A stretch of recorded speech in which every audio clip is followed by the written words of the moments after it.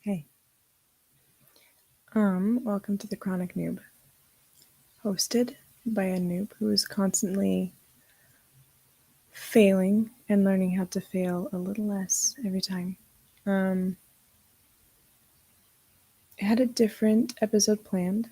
I had 2 episodes recorded, and I had topics picked out, everything. And I can't tell if it's because I chickened out or because I had the courage to not say what I was going to say. I was in a business workshop, an entrepreneur workshop, a couple of weeks ago, and one of the other entrepreneurs there who was sharing, he mentioned that when you share something, you want to say it in as few words as possible. So, in the words of Inigo Montoya, let me explain. No, too long. Let me sum up. Chapter 10 was about projection. How sometimes when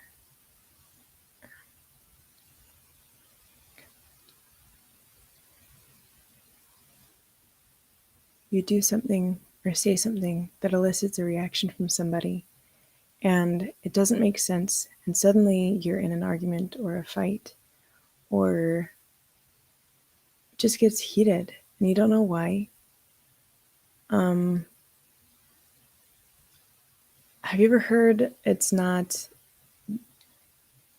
people don't treat you poorly because they think poorly of you, it's because it's a reflection of how they feel about themselves? I think so. There's that, right? There's that. There's projection of like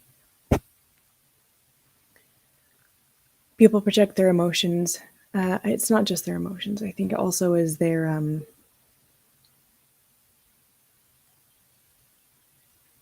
intent. They have emotions, they have feelings, they have things they think about themselves. But when your actions don't make sense to them, they make it make sense by projecting the intent that they would have if they had come to the same conclusions and made the same choices and took the same actions as you are making. And so the projection is then they tell you what your intentions were, which can be good and bad. I think we can also kind of project our own future and trajectory of relationships by taking on roles. If you've been scapegoated and you go into a relationship being like, oh, they're saying that because they need someone to blame. They're saying that because they need someone to take it on for them. I'll do that for them. And then suddenly, bam, they blame you for their problems. And 10 years later, you look back and realize that this whole time, you put intention behind all of their actions that was wholesome and kind and good. And they put intention behind your actions that was malicious and vile. So what then? Do you change your narrative of that dynamic that existed over a decade ago? Or like, do you change the narrative in your head? Do you change that? You realize that their projection onto you was reciprocated by them, and now they think of you the way that they thought you thought of them, and vice versa. You thought they thought of you a certain way, so you think of them a certain way. And then that instills kind of a future dynamic, right? And this can happen in professional relationships, it can happen in friendships, it can happen in marriages, it can happen in sibling rivalries, it can happen, the everything, every dynamic. So you don't, so projection, not good, right? Not good, because you're not going to see someone's real intention. So the biggest thing we can do to avoid projection is, oh, someone did something that pissed me off. Let me take that and figure out why it rubbed me the wrong way and what I would do differently, what I would have changed in order for it to not be the way that it is. in order for it to not have that effect? Why does it affect me? Why do I have that strong opinion with it? So self-reflection, cut and dry. There, an hour-long episode cut down into, we're at 6 minutes and 4 seconds now. There's that whole episode. The second episode that I chickened out of, it was middle of the night that I recorded it. This one is obviously live, so there's no redos. I'm just doing this. I'm very, very tired. I've been up stressing, but that's okay. That's neither here nor there.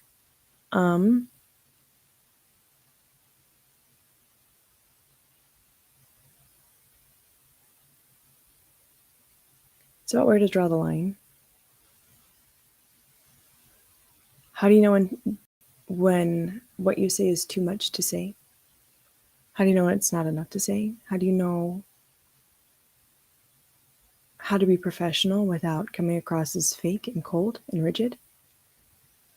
How do you present as warm and approachable and authentic without tactlessly oversharing? How do you know when to leave a business partnership versus when to stick it out and find a new dynamic that works? How do you know when to leave a job or stick it out just a little longer? A marriage, a friendship? How do you know when to re-enter a friendship or to re-engage with somebody or to make a decision that would either be controversial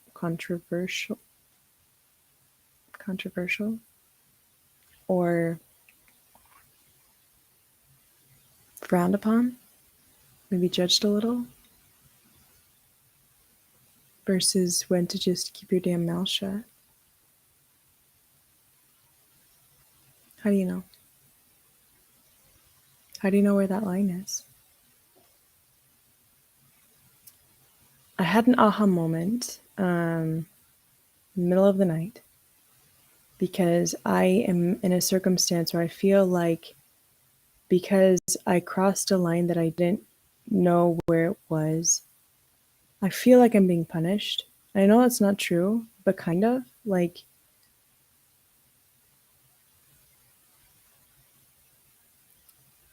there's a lot of reflection that's happening and a lot of rethinking, reframing.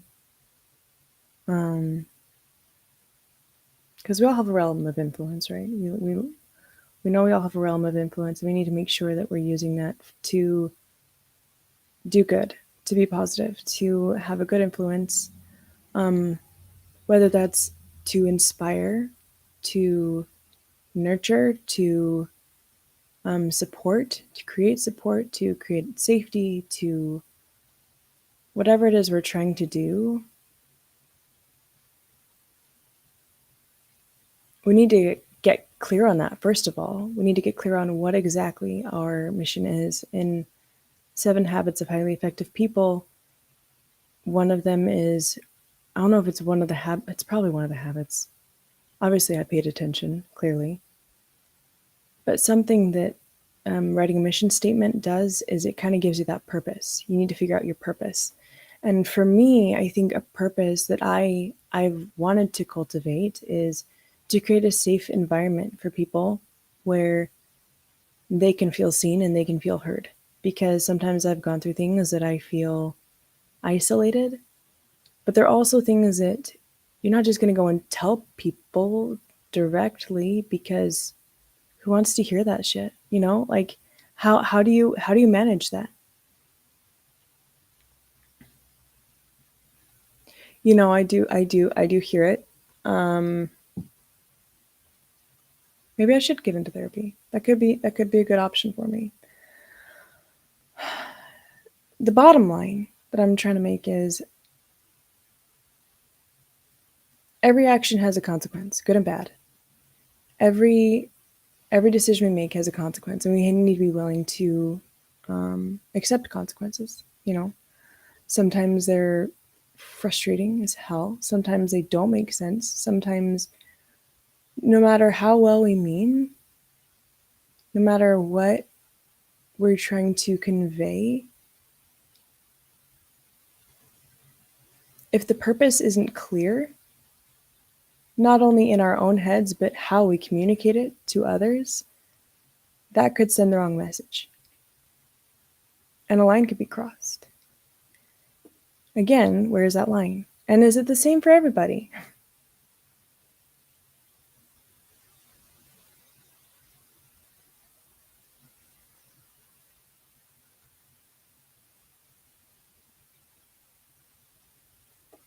It's not. And sometimes it feels like there's an unfair double standard when it comes to things. But I figured out where the line is. Ready for this? The line that I found, the aha moment that I had, was that the line isn't necessarily a line that's drawn.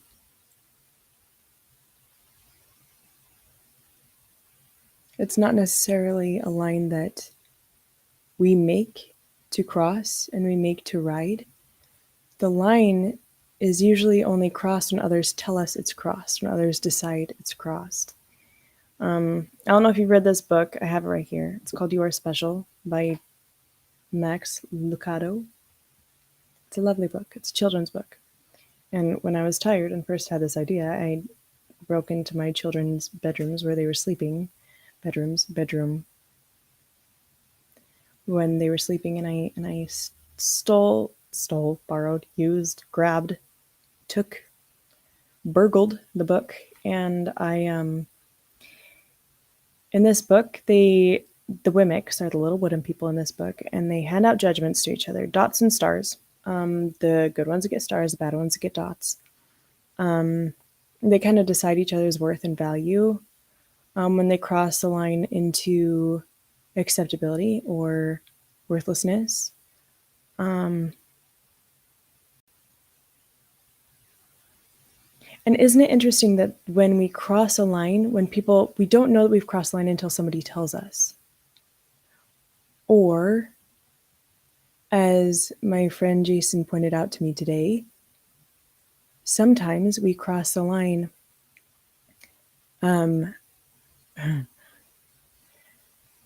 sometimes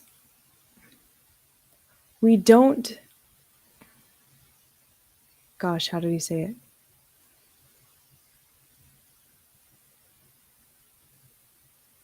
We're not compelled to give up sin in order to have a better relationship with God. We are first convicted of the sin or the mistake. We feel uncomfortable, whether that's through our unconscious conscience or through the consequences of our actions.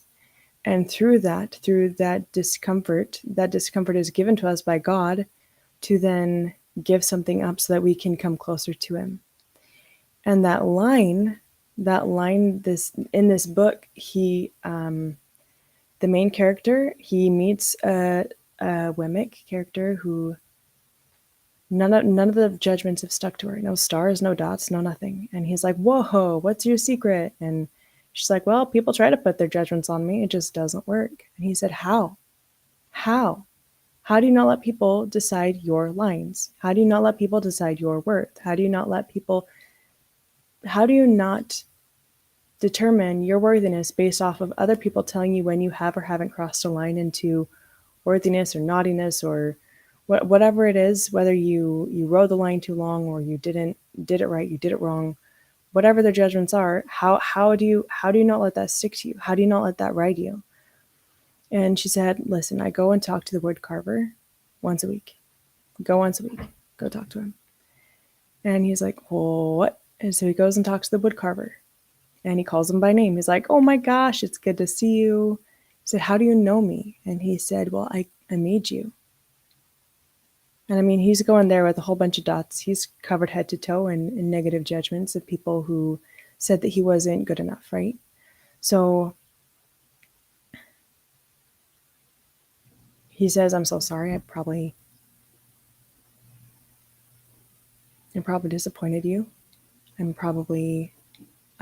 didn't mean to. I know you made me. I know I might be a disappointment to you." And he said, "Nonsense. Nonsense. I made you. I know your worth. Come see me and I'll remind you." I know your purpose. Come see me and I'll remind you. And obviously, it's a parallel, us with God. And that is the line. It's not a line we cross. It's not going to be the same for every person because it's so unique to us. The line that we have is the line that we tether with our Creator, with our God, through prayer, through study, through edifying conversation, through meditation, through listening to the good word, listening to good music. That's the line. And if we let it slack, we're going to trip on it and fall on the wrong side of the line sometimes. And that's when we're compelled to stand back up and pull that line taut. Make sure that we have a tug on it. Make sure that we have that. Make sure that we know where the other end is. Make sure we know we can see that direct line. Because when we can't, that's when we trip and fall. And when we trip over it, we need to be compelled to realign ourselves.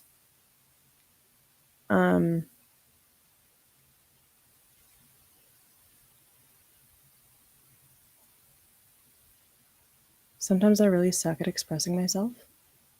Sometimes it's very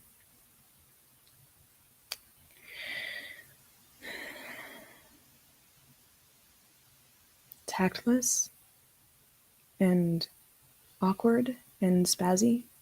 And sometimes I might say a thing or two that surprises me.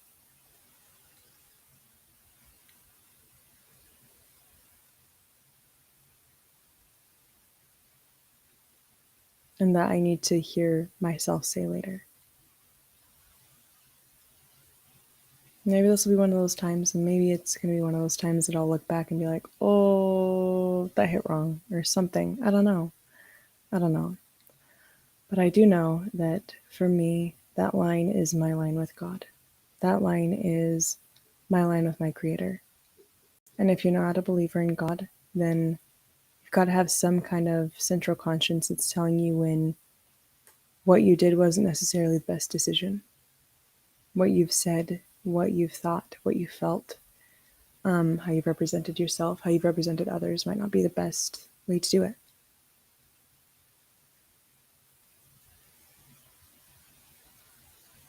How to change and move forward. That's going to be through prayer, and that's going to be realigning your line with God.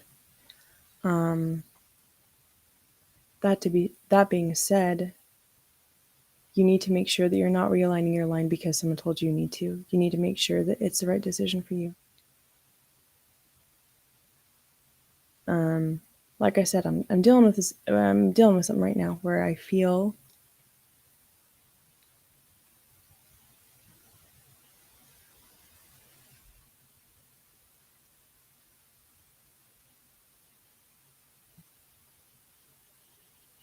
I don't know what I feel. Maybe I just need to accept that. I don't know what I feel. I'd like to think that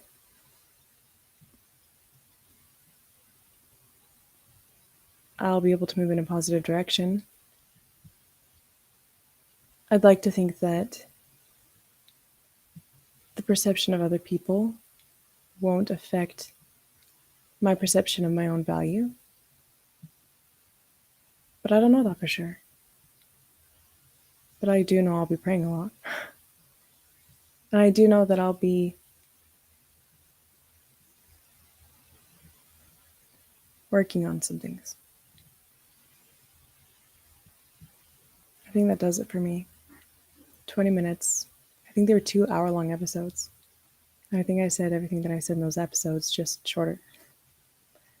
Anyway, I'm very tired. I did go to bed 2 hours ago. Couldn't sleep. Chickened out of the pre-recorded episodes, and now here I am, doing a shorter version. So, hopefully this does it for you. If it not, hopefully, some of my aha moments could, I don't know, give you a little bit of insight or something. I don't know.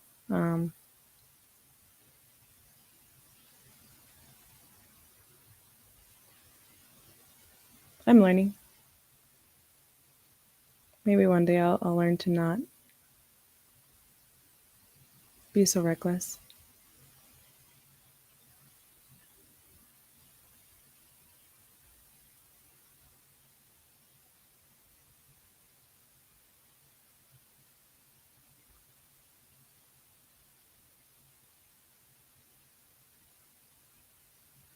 Sorry. I'm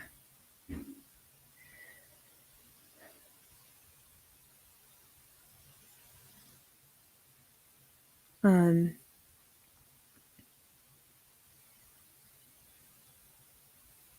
I don't know how to outro this, but I hope that there's something that, I don't know, maybe made sense to you. I'll watch this tomorrow and probably regret even doing this, but hopefully not. Hopefully not. Thanks for hearing me out. I appreciate it. Sorry for chickening out, but also not, because I think I said a lot of unnecessary things in the longer versions. Um, God is good, and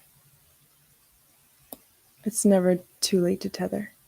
It's never too late to reestablish that lifeline that He's always extending to us. Anyway, love you. Hope you have a good night, and I will see you next time. Bye.